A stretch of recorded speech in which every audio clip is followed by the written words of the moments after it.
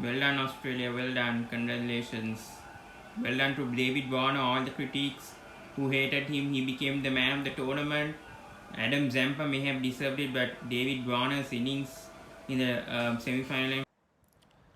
Hi everyone, welcome back to the sports breakdown once again. So I'm back after a few days. I was a bit ill, so yeah, I couldn't cover the final of the 2021 ICC 2020 Men's World Cup. Congratulations to Australia. They emphatically won by 8 wickets. Brilliant win. Their first 2020 World Cup title also.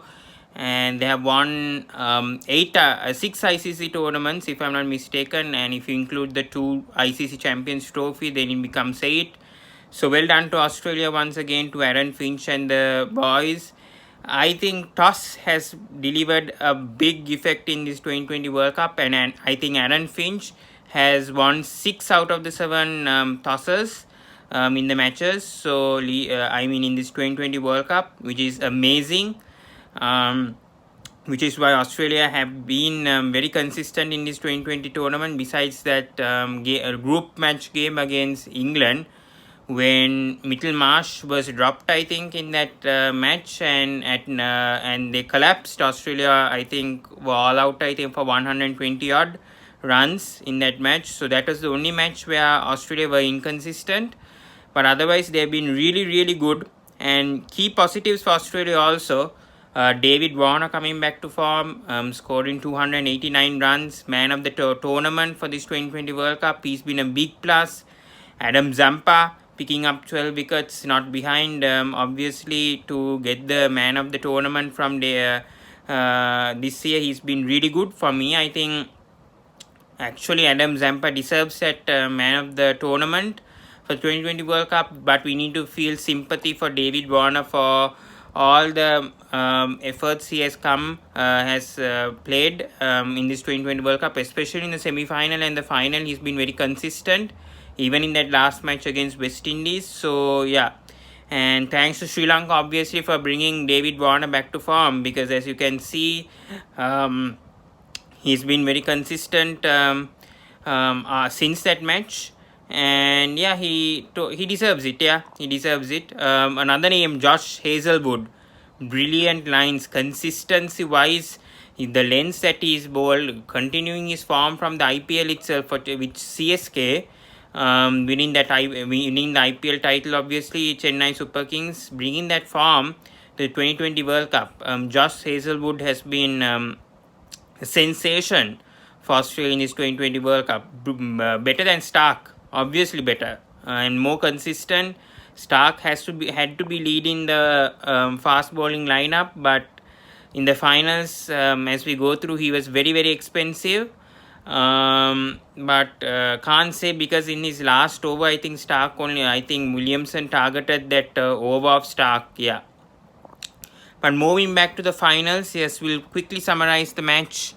Poor start for New Zealand. Darian Mitchell got out early, obviously.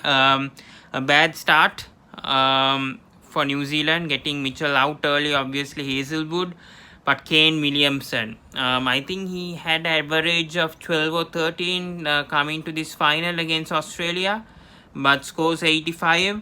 Brilliant knock, outstanding knock in the final. Very, very crucial knock from a captain. And Kane Williamson was the ideal guy to do it. And he did a fabulous job, in my opinion, Kane Williamson. Being a leader, very unfortunate. I also supported New Zealand that day. Saw so many Australian fans in the ground in the Dubai International Stadium, but Kane Williamson did a brilliant job with the bat. I think Martin Guptill's innings was very slow, and that was a big issue. I think the partnership, we didn't see the style that usually Martin Guptill plays, and that was a big doubt for me, because normally Martin Guptill is an aggressive batsman when it comes to opening. He sets along. He's an aggressive player. Always hits towards the cover drive, sort of 4 or 6. But in the finals, I didn't see that from Martin Guptill, and his strike rate was only 80, which was a big concern. And I think that was a fall, that partnership, especially if you go through, Sorry, my voice I think is still not that good, so sorry for that. But going through the partnerships, that was very slow between Guptill and Williamson, 48 of 45, and Guptill was very slow, as you can see, 12 of 20, and I think that costed New Zealand a bit, because they could have at least got a 185, 190 if Guptill was going on as well, but it didn't happen. And I anyway knew 172 would have is not enough. Batting first against this Australian side, 170 is not enough to put them pressure. You have to get a 190 or a 195 at least to put Australia under pressure, and I didn't see that with New Zealand's approach, especially in the first 10 overs. But Williamson, meanwhile, had other plans after the 10th over. And that's where we saw Williamson striking, especially in the Stark over, if I'm not mistaken. He went for 60 runs. Most consistent bowler for me throughout this tournament has been Josh Hazelwood, along with Adam Zampa, obviously, but in crucial moments, Josh Hazelwood, that last over, especially I think getting Kane Williamson and Glenn Phillips out in that 17th over brought Australia back to the game. And I think from there, I think it was all Australia from that 17th over that Hazelwood brought to the end of the match.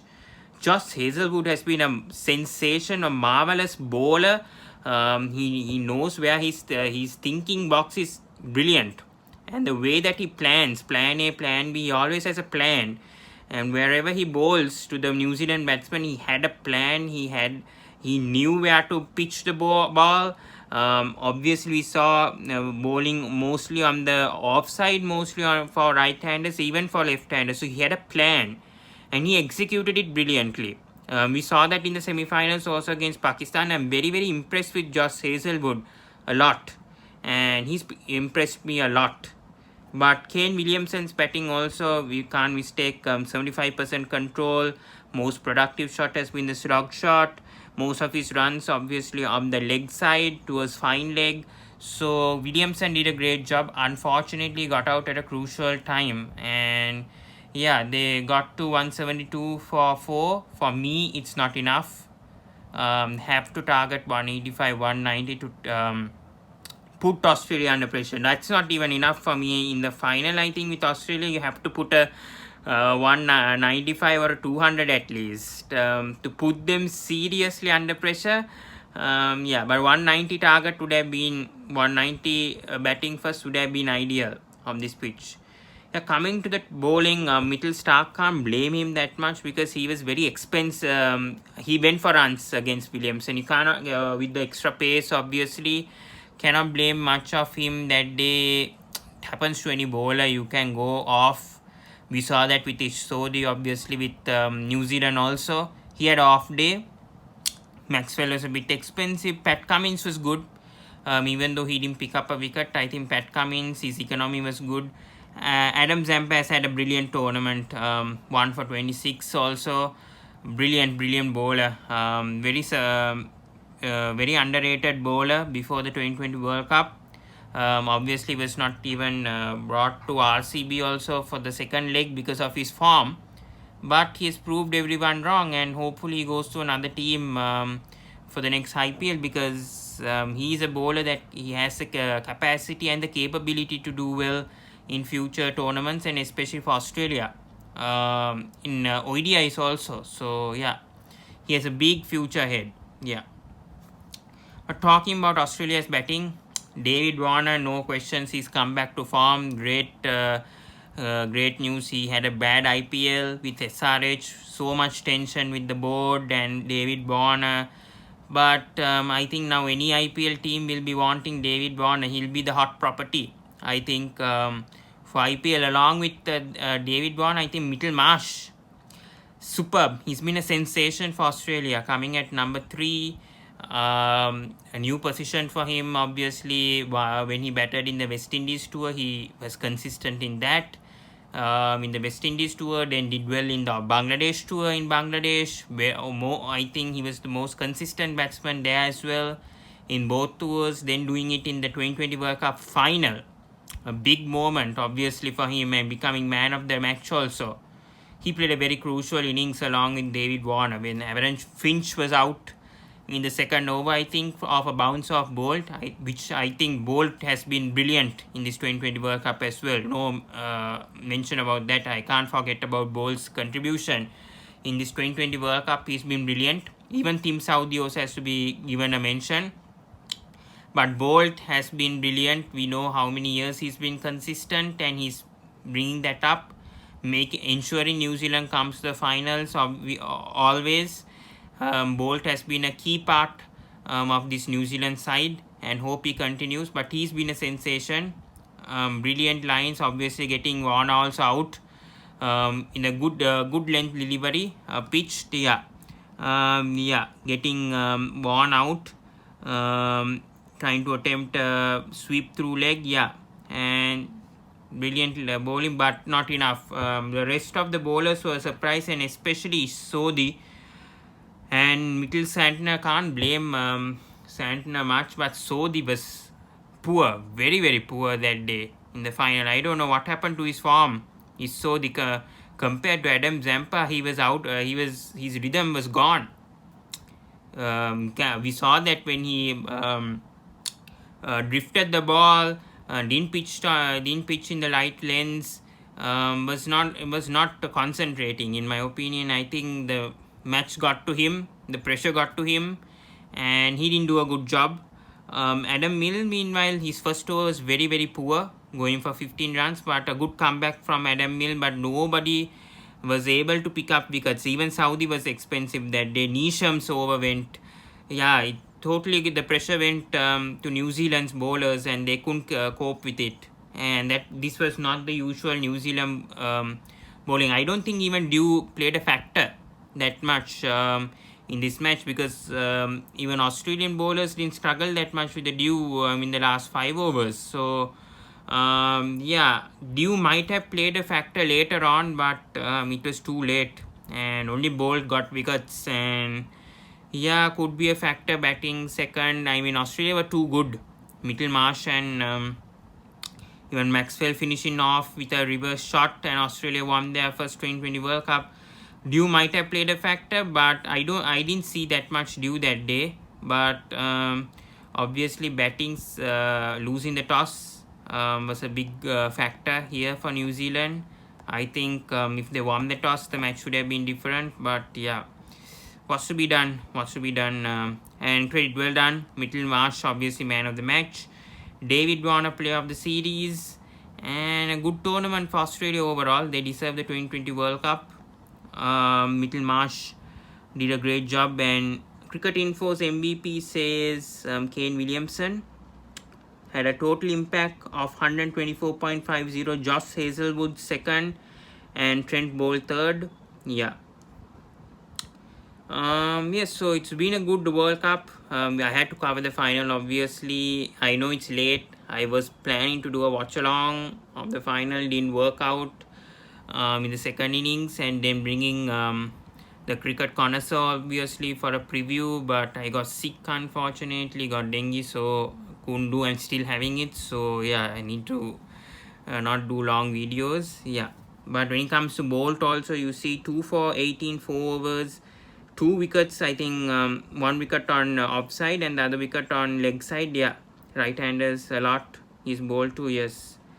And when it comes to partnerships, 2 big partnerships for Warner and Marsh 92, and a 60-run partnership between Marsh and Maxwell to bring it home. Nothing much to talk. So well done to Australia. They won their first 2020 World Cup. Also, I'll reveal my ICC team of the tournament, my playing 11. So I went with David Warner and Josh Buttler as the openers. Josh Buttler had a brilliant 100 against Sri Lanka, and he's going to be my wicket keeper. Warner obviously scoring 289 runs, if I'm not mistaken. Josh Buttler also was in the top 5. Then we have Middlemarsh at number 3. I won't change Middlemarsh's position. I'll leave it at that. He's had a superb tournament. I think let's go through, I think, the runs. Wait. Give me a second. Yeah, Josh Butler 269 runs, average 89.66, strike rate 151.12, has 100. Then coming to David Warner, 289 runs, average is 48.16, strike rate 146.70. Then yes, I have Baba Azam, captain, highest run scorer. He's had a brilliant World Cup. Definitely for me, Baba Azam could have also been man of the tournament as well, man of the series of this 2020 World Cup, but they didn't come the finals. That's a big thing, and I think because of that, ICC didn't give it to Baba Azam. But I thought it would have gone to Adam Zampa. But anyways, we'll continue. Asalanka comes at 5. Good tournament for Sri Lanka. I would say 2 players in this, obviously Charit Asalanka and Manindu Hasaranga, like what ICC has released. Brilliant tournament for them. Boyn Ali comes at number 6. Yeah, he's had a brilliant tournament with the bat and the ball. Obviously not in the top 15 in the runs, but with the ball also he was good, effective as an all-rounder. So he's had a good 2020 World Cup. Hasaranga, the highest wicket taker with 16, I think highest ever wicket taker for edition. So he's been outstanding. My 4 bowlers would be Josh Hazelwood, Adam Zampa, Henrik Nokia from South Africa, and Trent Bolt. And my 12th man is actually Dwayne Pretorius from South Africa, all-rounder. No Shine Shah Afridi in this lineup, so I'm sorry. But I have Hazelwood, Zampa, Nokia and Bolt as my 4 bowlers. Yeah. So yes, we'll wrap things up. There's a short video of the finals. I did a small post-match analysis. Sorry it was delayed. When I'm fit, we have to do a preview of the first test. I don't know whether I'll do a preview, but mostly I'll do a post-match analysis of the first test of West Indies versus Sri Lanka. That series is coming. Then the Abu Dhabi T10 will cover weekly if possible, starting this week. Then we have the LPL coming up as well. The Ashes coming up in December. Starting, yeah, the Ashes will be giving updates. LPL will be giving updates. Then we have the India versus New Zealand tour happening. Starting today, the first 2020 So yes, we'll see on that. Then we have Bangladesh versus Pakistan. Test series and 2020 series as well. And finally, the Big Bash League also. So we'll have so much upcoming. We'll try to do our best to cover everything on the sports breakdown, but main focus right now LPL and Ashes if next month. LPL we are definitely going to focus on that mainly, and then Ashes obviously if we can each day. And right now Abu Dhabi T10 will cover a bit, and yeah, New Zealand versus India will cover also a bit if possible after the series ends. Yeah, that's it from the sports breakdown. Thank you so much. If you're watching this, I'll upload it. But yeah, thank you so much guys, and see you in the next video. Till then, see you guys. Cheerio. And yeah, thank you for everyone who subscribed to the channel. Please subscribe to the channel, to the sports breakdown. Please click the notification bell on for more updates. And yeah, till then, see you guys, and looking forward for the next video. We'll try to do it live stream. Until then, bye guys.